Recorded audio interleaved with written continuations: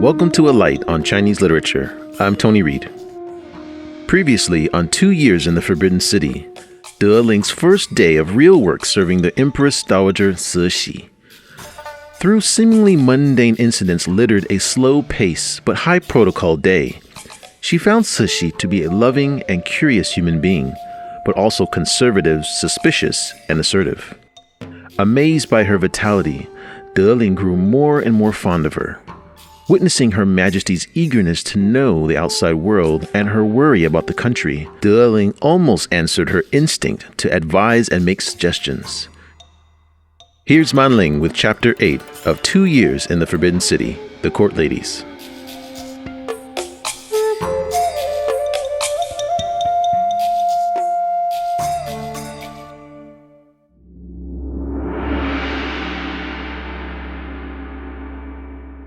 Chapter 8 The Court Ladies.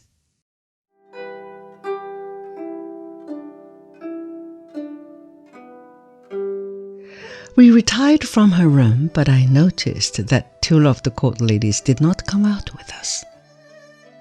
One of them said to me, "I'm glad that I can rest a bit today, for I have been sitting 3 afternoons in succession." At first, I did not know what she meant. Then she said, "Oh, your turn has not come yet. We don't know whether you received the order or not. You know, 2 of us must stay with Her Majesty during her afternoon siesta to watch the eunuchs and the servant girls." I thought that was the funniest thing I had ever heard of, and wondered how many people would be in her room. The young empress said, "We had better go at once and rest ourselves. Otherwise, Her Majesty will be up again before we get the chance."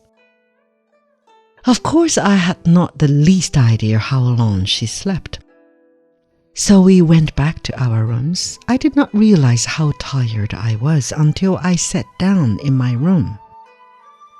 I felt finished and awfully sleepy at the same time, for I was not used to getting up at 5 o'clock. Everything was so new to me.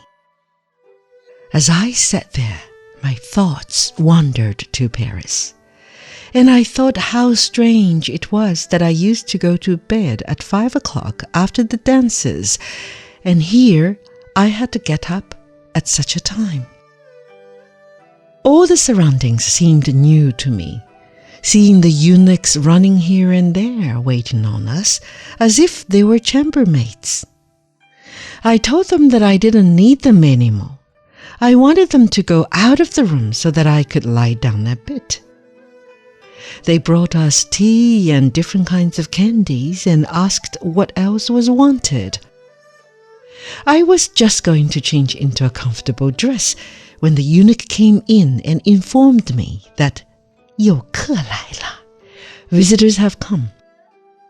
And 2 court ladies came, and another girl of about 17 came in.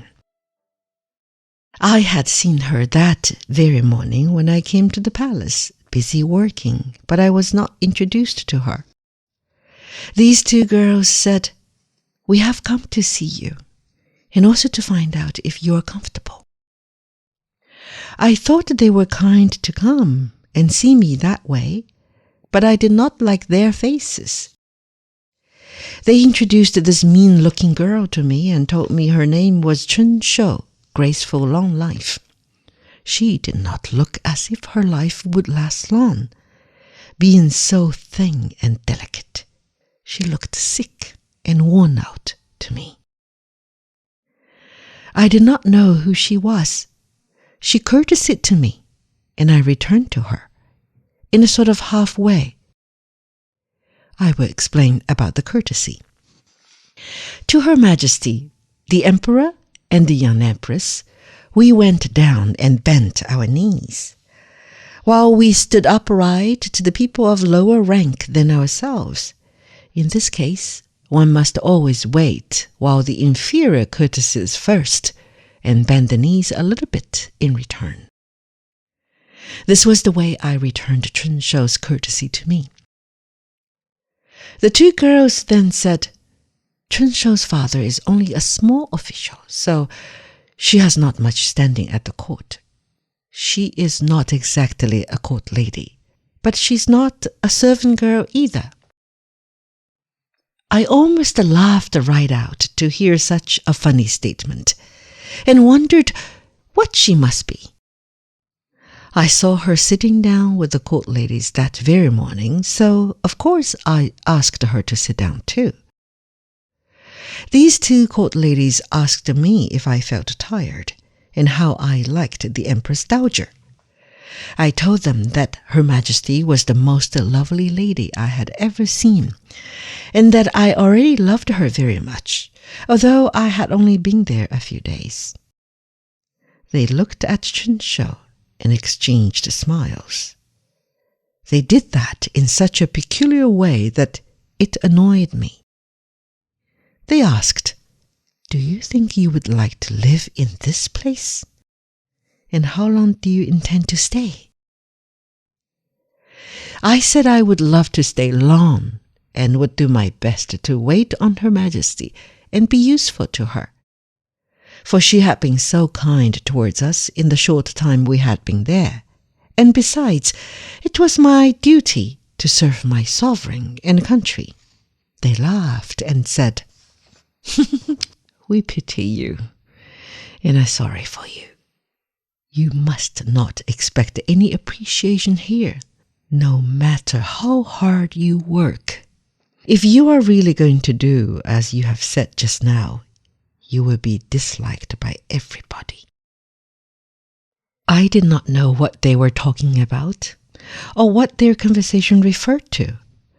I thought this was so strange that I had better put a stop to it, so I immediately changed the subject. I asked them who dressed their hair and who made their shoes for them, as they had asked me. They answered my questions by saying that their maids did everything for them. Chun Shou said to these two girls, "Tell her everything about this palace, and I'm sure she will change her mind when she actually sees things for herself." I didn't like this Chun Shou, and her face didn't impress me. She was a little bit of a thing, tiny head with thin lips. When she laughed, one could only hear the noise she made. No expression was on her face at all. I was just going to say something to them so as not to give them the opportunity of gossiping, but found they were too cunning. They noticed that I tried every way to stop them, so they said, "Now, let us tell you everything. No one else will know. We like you very much, and we want to give you some warning, so as to be able to protect yourself whenever you are in trouble." I told them that I would take great care to do my work and didn't think that I would ever get into trouble. They laughed and said, "That makes no difference. Her Majesty will find fault." I could not believe these things that they said, and intended to tell them that I refused to hear such statements, but I thought I had better listen to what they had to say first, and not to offend them, for I never believed in making enemies. I then told them that it would be impossible for so sweet and kind-hearted a person like Lao Tzu, the old ancestor, to find fault with such helpless girls as we were, for we were her people, and she could do anything she liked with us. They said, "You don't know, and have no idea how wicked this place is. Such torture and suffering one could not imagine. We are sure that you think you must be happy to be with the great Empress Dowager and proud to be her court lady. Your day hasn't come yet, for you all are new to her. Yes, she is extremely kind to you just now, but wait until she gets tired of you, and then see what she will do. We have had enough and know what the court life is. Of course, you must have heard that Ling, the head eunuch, rules this palace behind Lao Zuzong's back. We are all afraid of him. He pretends that he cannot influence Lao Zuzong, but we always know the result after a long conversation consulting how to punish anyone. If any of us do anything wrong, we always go to him and beg him to help us out. Then he says he has no power to influence Her Majesty, and also that he dare not tell her much, for she would scold him. We hate all the eunuchs. They are such bad people. We can see very plainly they are awfully polite to you because they can see that you are in favor. To receive such rudeness from them constantly as we do is unbearable. Lao Zuzong is very changeable. She may like one person today. Tomorrow, she hates this same person worse than poison. She has moods and has no appreciation whatsoever. Even Chu-Ju, the young empress. Chu-Ju means mistress. That is to say, she was mistress of us all, for the Manchus were considered by the sovereign as slaves, is afraid of Ling and has to be very nice to him. In fact, we all have to be polite to him. They talked so long that I thought they would never finish. About this time, Wang came in and brought tea for us. Suddenly, I heard people howling in the distance, so I asked Wang what was the matter. The girls were listening also, and a eunuch came flying in and told us Lao Fo Ye Xing La, the great Buddha wakes up. The girls got up and said, we must all go to see her. So they went. I was not at all pleased with their visit and wished they hadn't come, especially as they told me such horrible things. It made me quite sad to listen to the awful way they talked about Her Majesty. I loved her the first day I was there and made up my mind to forget everything they had told me. I was cross also because I didn't have time to change my clothes and had to go up to Her Majesty at once. I went into her bedroom and found her sitting upon the bed cross-legged, with a small table placed on the bed in front of her. She smiled and asked, have you had a good rest? Did you sleep at all? I said that I was not sleepy and could not sleep in the daytime. She said, when you are old like me, you will be able to sleep at any time. Just now, you are young and fond of play. I think you must have been on the hills to gather flowers or walked too much, for you look tired. I could only say yes. The two court ladies who had just been talking nonsense about Her Majesty came in to assist in handing her the toilet articles. I looked at them and felt ashamed for them to face her, after having said so many disagreeable things. Her Majesty washed her face and combed her hair, and a servant girl brought her fresh flowers of white jasmine and roses. Her Majesty stuck them in her hair and said to me, I'm always fond of fresh flowers, better than jade and pearls. I love to see the little plants grow, and I water them myself. I have been so busy ever since you came that I haven't been able to visit my plants. Tell them to get the dinner ready, and I will take a walk afterwards. I came out of her room and gave the eunuch the order. As usual, we brought little dainties to her. By this time, Her Majesty was dressed and was sitting in the large hall, playing solitaire with her dominoes. The eunuch laid the tables as usual, and Her Majesty stopped play and commenced to eat. She asked me, "How do you like this kind of life?" I told her that I very much enjoyed being with her. She said, "What kind of a place is the wonderful Paris I have heard so much about? Did you enjoy yourself while you were there? And do you wish to go back again? It must be hard for you people to leave China for 3 or 4 years, and I suppose you were all pleased when you received the order to come back after your father's term was finished." The only thing I could say was yes, because it wouldn't be nice to tell her that I was awfully sorry to leave Paris. She said, "I think we have everything in China, only the life is different." "What is dancing?" "Someone told me that 2 people hold hands and jump all over the room. If that is the case, I don't see any pleasure in it at all." "Do you have to jump up and down with men?" "They told me that old women with white hair dance too."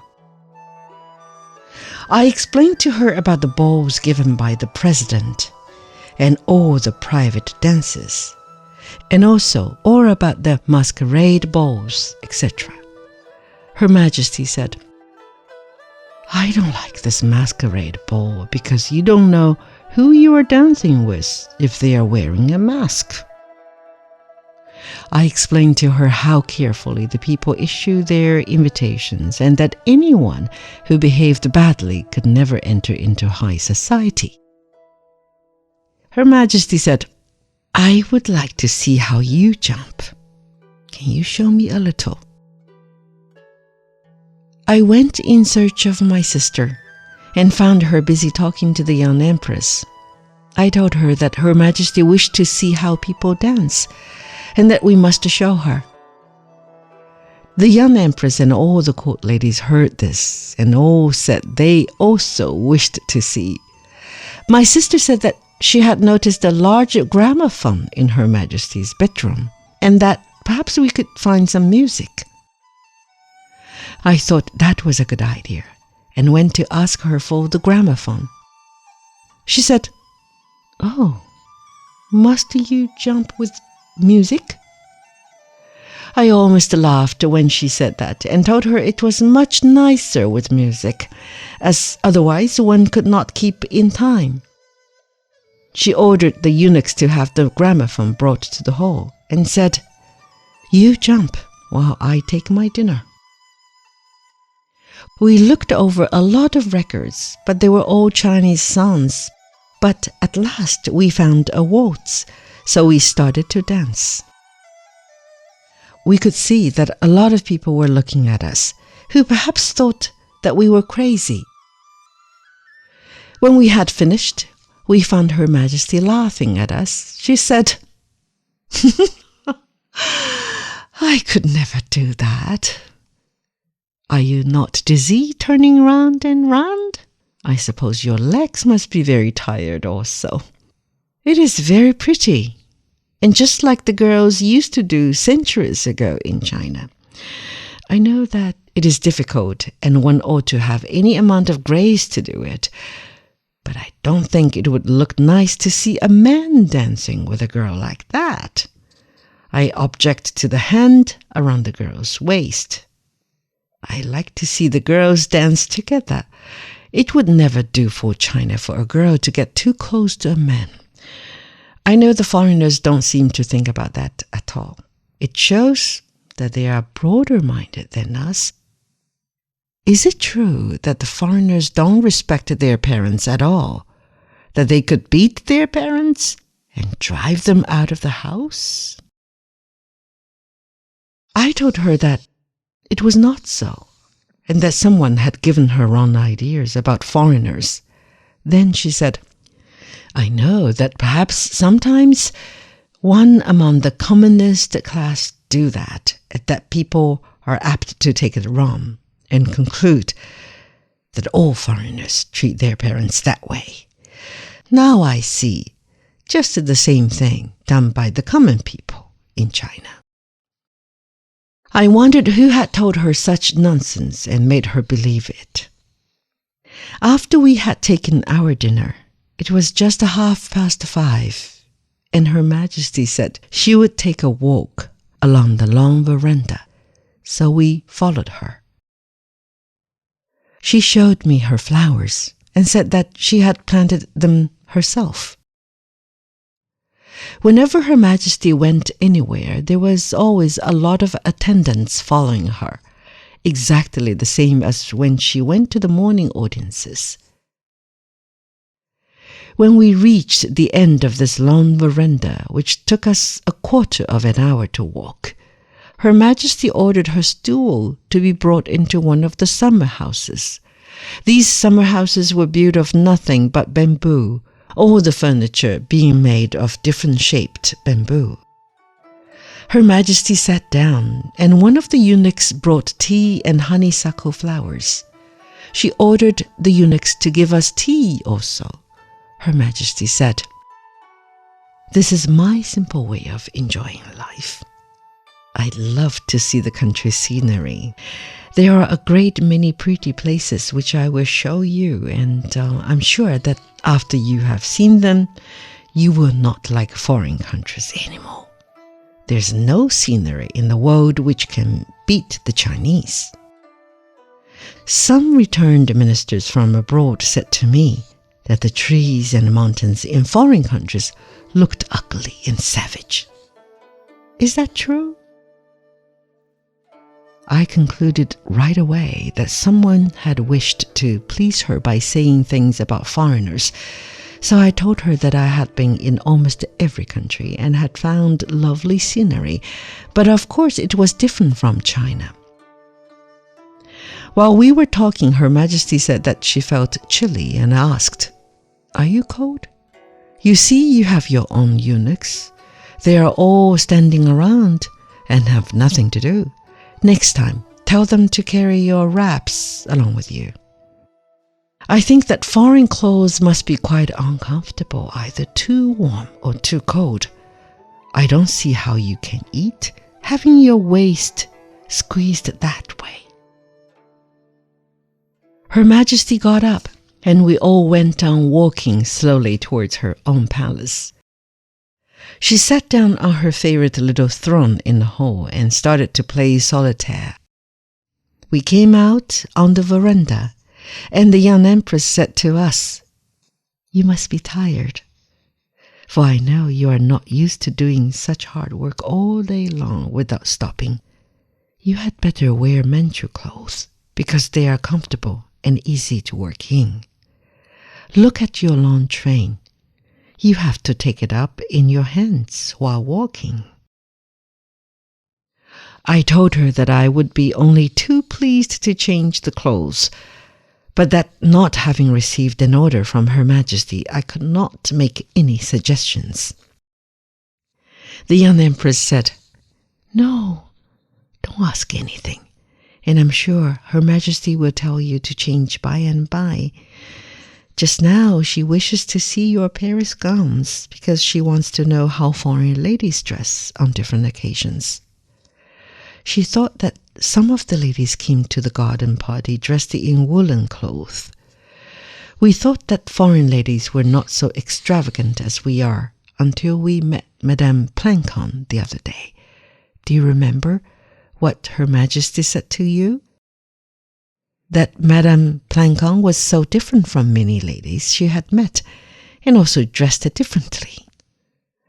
It was a chiffon dress with hand paintings, which Madame Plancon wore, which pleased Her Majesty very much." While I was talking with the young empress, all the electric lights turned up, so I went to Her Majesty to see if she needed anything. She said, "Let us play a game of dice before I go to bed." We began to play the same thing as we had done in the afternoon. Her Majesty won another game. This time it took only an hour to finish the game. Her Majesty said to me, "Why can't you win once?" I knew she wanted to tease, so I said that my luck was bad. She laughed and said, "Tomorrow you try to put your stocking on wrong side out. That is a sure sign of winning." I told her that I would, and I knew that pleased her. During the short time I was there, I kept studying her most of the while. I could see nothing would make her happier than for me to obey her orders. Her Majesty said that she felt tired and that we must bring her milk. She said to me, "I want you to burn incense sticks and bow to the ground every night to the Buddha in the next room before I go to bed. I hope you are not a Christian, for if you are, I can never feel as if you are mine at all. Do tell me that you are not." I did not expect that question at all, and I must say that it was a very difficult question to answer. For my own protection, I had to say that I had nothing to do with the Christians. I felt guilty at having deceived her that way, but it was absolutely necessary, and there was no other way out of it. I knew that I had to answer her question at once, because it would never do for her to see any hesitation, which would arouse her suspicions. Although my face showed nothing, my heart stopped beating for a while. I felt ashamed to have fooled her.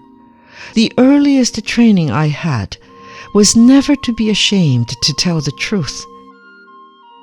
When Her Majesty heard me say that I was not a Christian, she smiled and said, "I admire you.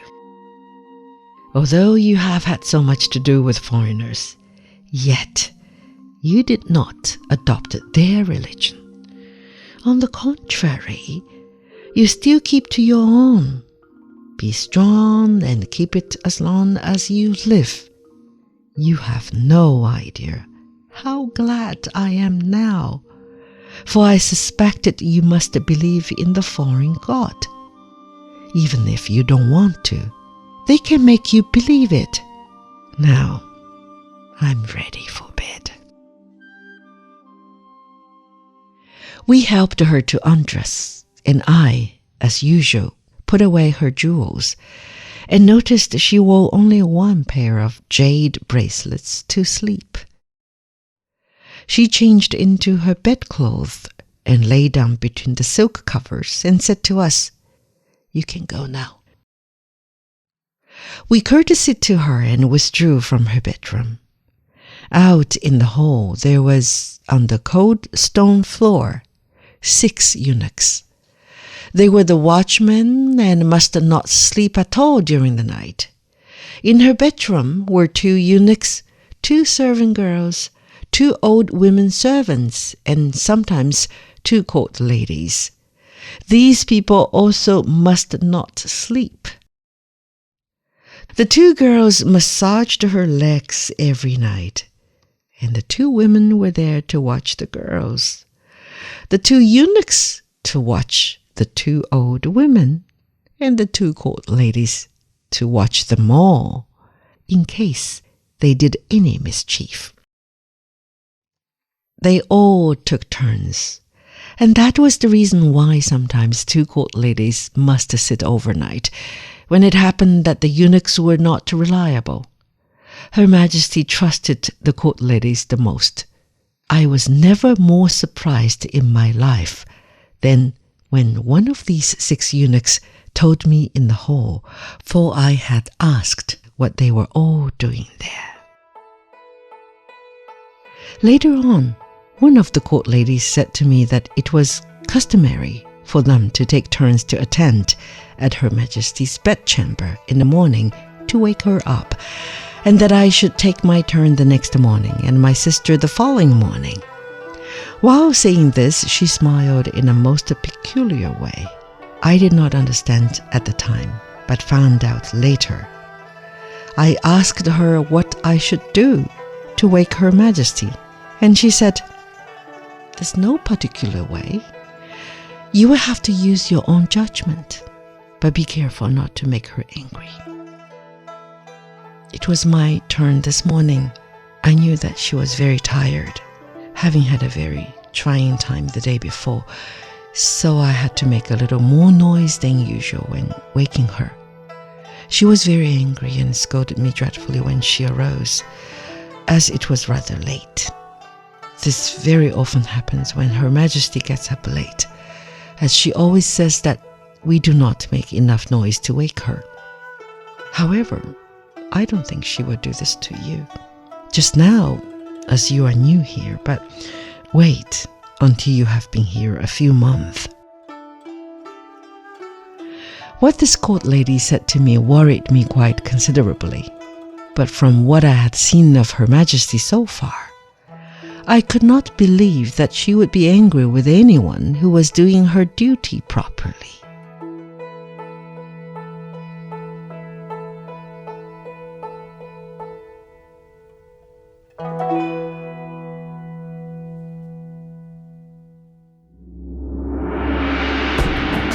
This has been a China Plus production. Thanks for listening. If you like the show, be sure to subscribe to the podcast for free. If you have any comments about the episodes, just send us an email, podcastcp@cri.com.cn. We're also on Facebook and Twitter @China Plus News. China Plus.